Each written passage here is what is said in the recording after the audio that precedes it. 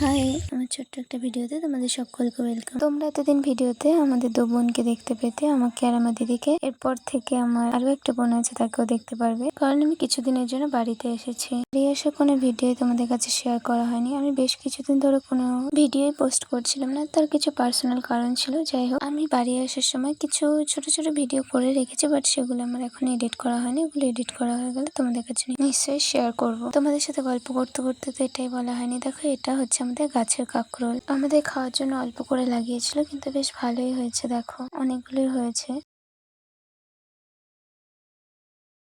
এরকম নিজেদের গাছ থেকে কোনো সবজি তুলে রান্না করতে আলাদাই ভালো লাগে। তোমরা কি আগে এরকম কাঁকরোল গাছ দেখেছো? দেখলে জানিও। আমি দেখেছি কিনা আমার ঠিক মনে নেই, তবে আমি করলা গাছটা দেখেছি, যেটাকে আমরা আবার উচ্ছেও বলি। কাঁকরোলটা আমি প্রথমবারই দেখলাম মনে হচ্ছে।